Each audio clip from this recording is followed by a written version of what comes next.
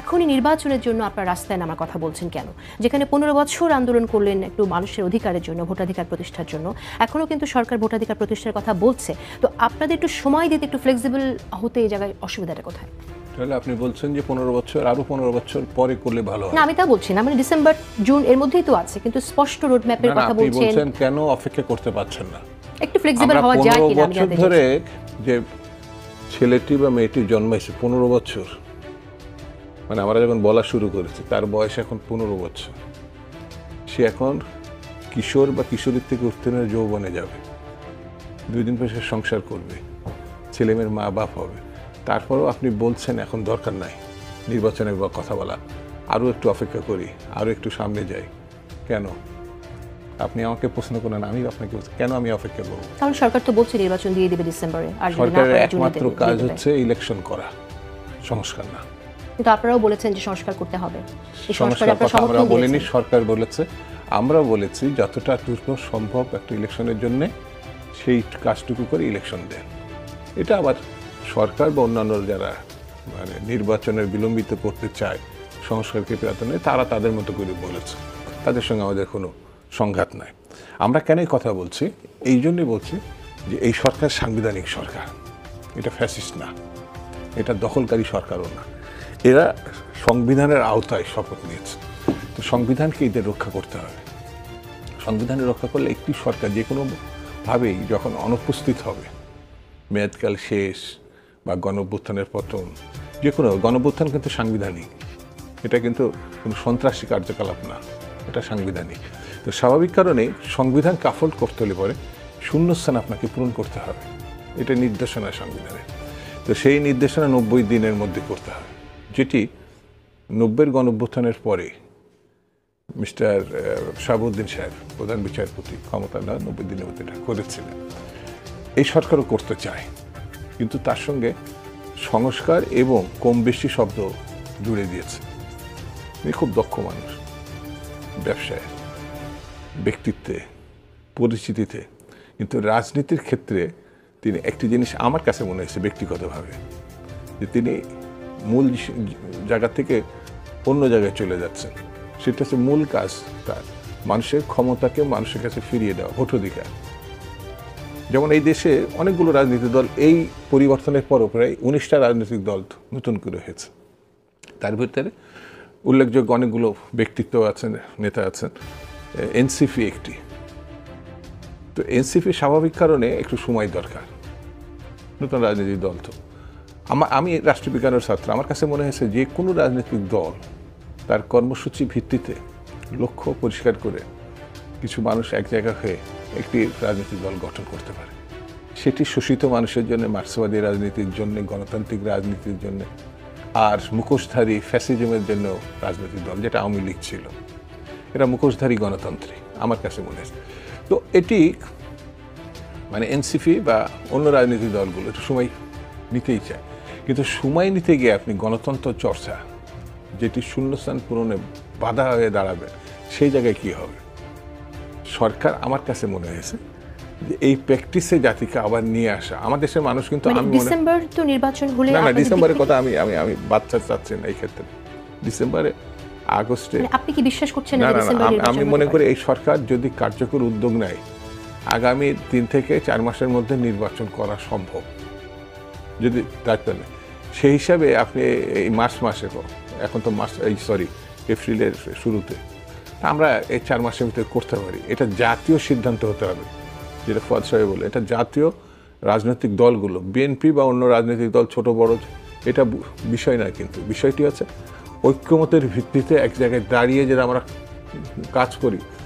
এই সরকার কোনো ব্যাপারই না, অর্থাৎ সরকারের এই আইন শৃঙ্খলা বাহিনী, ওই যে প্রশাসন, অমুক তমুক, এগুলো তখন কোনো ফ্যাক্টরি না এই অর্থে যে এখানে ফ্যাসিস্টদের লোক বসে আছে, ওখানে বসে আছে। যেমন জনগণ যখন একমতে পৌঁছে গেছে, রাজনৈতিক দলগুলো অর্থাৎ এনটি, আওয়ামী লীগ, সব ফোর্স এক জায়গায় হয়ে গেছে, তখন কিন্তু পুলিশ গুলি করেও কিছু করতে পারে না। মিলিটারির মতো ফোর্স, আমি বলবো, সে অনুধাবন করতে পারছে মানুষের ভাষা, তখন সে সিদ্ধান্ত নিয়েছে। আর এই যে প্রশাসনের উপর নির্ভর করে যে যত রকম অপকর্ম শেখ হাসিনা করছে, সেই প্রশাসনও কিন্তু তাকে রক্ষা করতে পারেনি বা রক্ষা করতে যায়ও নাই আমার কাছে মনে হয়েছে।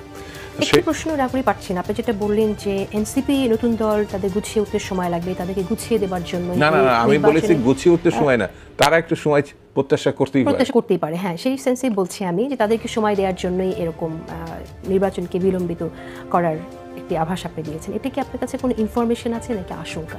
আপনি এই কথাটা নিজের থেকে তৈরি করে ফেললেন। আভাস আমি বলেছি যে তারা প্রত্যাশা করতেই পারে। আপনি মিলিয়েছেন যে সেই জায়গা থেকে নির্বাচনকে প্রলম্বিত করার একটি বিলম্বিত করার আপনি চাচ্ছেন আপনার মতো করে বিএনপির রাজনীতিটা আমি ব্যাখ্যা করি। এটা তো সম্ভব। আমি জানতে চাইছি কোনো ইনফরমেশন আছে কিনা আপনার কাছে? না না, ইনফরমেশনের দরকার নেই। একটা রাজনীতিবিদ মানুষের চোখের, আপনার চোখের ভাষা দেখে আমি বুঝতে পারছি আপনি কি চাচ্ছেন। আপনি মানে আমি জানতে চাইছি আপনি খোলাখুলি বলেন। চাচ্ছেন যে আলোচনাটা আরো সুসংগঠিত সুমধুর হোক, যাতে দর্শক মানে এটা জি টেলিভিশন, গাজী টেলিভিশনকে প্রতিষ্ঠান, এটা তো স্বাভাবিক। তো এনসিপি তো চেতেই পারে যে সে আগামী দিনে গণতান্ত্রিক রাজনীতি একটা ফ্যাক্টর হবে, যেতে পারে না। বা যেমন এবি পার্টি, তার সুনির্দিষ্ট লক্ষ্য কর্মসূচির ভিত্তিতেই তো একটা রাজনৈতিক দল, সে তার অবস্থানের উপরে দাঁড়িয়ে তো সে তার দায়িত্ব পালন করতে চাবে।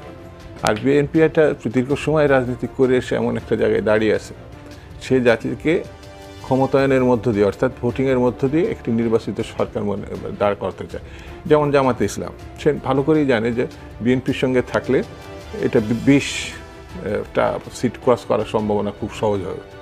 কিন্তু জামাত যেতে আবার বিএনপির সঙ্গে না থেকে এককভাবে করে, তাহলে 3 থেকে 4টে সিট এক জায়গায় করা কঠিন হবে। এটা আমি এখনকার কথা বলছি না, এটা অতীতের ইতিহাস ঘেটে বলছি, মনে করতেই পারে। তো এই ধরনের অন্যান্য রাজনৈতিক দল তাদের নিজস্ব কর্মসূচি আছে, সিট না পেলেও তারা মনে করে তাদের কথাগুলো মানুষের কাছে যাওয়ার দরকার, মানুষকে সংগঠন এখনই না আরও সুদীর্ঘকালীন কমিউনিস্ট পার্টি মনে করতে পারে শ্রেণী ব্যক্তি। তো সেই হিসাবে এনসিপি মনে করতে পারে যে তাদের হাতে একটু বাড়তি সময় হলে তারা ভালো করবে। এটা আপনি মনে করছেন, আবার অনেকে এরকমটা মনে করে যে আমি মনে করছি না, এনসিপি মনে করতে পারে, সেটা আপনি মনে করছেন না, আপনি বলছেন তারা মনে করতে পারে, আমি মনে করছি। আমি বলছি যে এনসিপি যে মনে করছে, এটা আপনি ধারণাটা পোষণ করছেন। তো এমন ধারণা অনেক মানুষ পোষণ করে যে বিএনপির বিরুদ্ধে যেহেতু চাঁদাবাজির অভিযোগ আসছে, বিএনপি যেহেতু কিছু দুর্নাম হয়ে যাচ্ছে, সেজন্য দ্রুতই নির্বাচন বিএনপি চাইছে, যাতে করে বিএনপি বিপুল। এটা গাজী টেলিভিশন মনে করতে পারে, অনেকে না, বিএনপির এরকম চাঁদাবাজির অনেকে মনে করে এর মালিক এখন, এরা মালিক এখন ধরে নিখোঁজ হয়ে গেছে, কারণ সে ফ্যাসিস্টদের অংশ ছিল, সে মনে করতে পারে। অন্যান্য মিডিয়ার বেশ কিছু প্রতিষ্ঠানের ধরেন প্রধানরা মনে করতে পারে। মনে করার বাস্তবতা এক জিনিস না। আপনি এই টেলিভিশনে চাঁদাবাজ হিসাবে বিএনপিকে চিহ্নিত করার চিন্তা করতে হয়, কিন্তু এই টেলিভিশনের কর্তৃপক্ষ কত বড় দখলদার, মানুষের ভূমি থেকে শুরু করে, এটা কল্পনার বাইরে। সেই জন্য আপনি যে কোনো পার্টি, আমি তাহলে একটু মানে বিডিআর দিকে তাকাই, যেহেতু আপনি কথাটা নিয়ে আসলেন, তাহলে না উল্লেখ করে পারছি না। আমরা দেখছি যে যাই দিনে এখানে উল্লেখ করা হয়েছে চাঁদার টাকা ভাগাভাগি নিয়ে বিএনপি 2 গ্রুপের সংঘর্ষে নিহত 1, আহত 25। কে বলছে? কালের কণ্ঠ প্রকাশ করেছে চাঁদার টাকা ভাগাভাগি নিয়ে 24 ফেব্রুয়ারি। কালের কণ্ঠ হচ্ছে এখন নিষিদ্ধ একটা অর্গানাইজেশন, নিষিদ্ধ একটি প্রতিষ্ঠান। নিষিদ্ধ শুধু তার দুই ব্যক্তি না, যারা বাংলাদেশকে শেষ 24 ঘন্টা আগেও হাসিনাকে রক্ষা করতেছে। এখন সেই 24 ঘন্টার পার্টিকে আপনি বিএনপির বিরুদ্ধে দাঁড় করাইছেন। বিডি নিউজ 24 একটি নিউজ চৌধুরী চাঁদার দাবিতে মারধর, বরিশালে বিএনপি নেতা সহ গ্রেপ্তার 4। সমকাল নিউজ করেছে বালু উত্তোলনের টাকা ভাগাভাগি নিয়ে বিএনপির দুপক্ষের সংঘর্ষে আহত 25। এই যে নিউজগুলো আসছে, আপনারা বলছেন মিডিয়া ট্রায়াল হচ্ছে, এই সময় তো না না, আপনি এবং আপনার যারা অনুসারী বা সমস্ত, অর্থাৎ সরকারকেও যদি মনে করে এই সময় তো ইলেকশনটা দিয়ে দেওয়া উচিত। বিএনপি তো ছেড়া বেড়া হয়ে গেছে, এই যে দুর্নীতি করছে, ছেড়া বেড়া না, এই সময় ইলেকশন কেন দিচ্ছে না? বিএনপিকে রক্ষা করার জন্য। ঠিক এই সময় ইলেকশন দিলে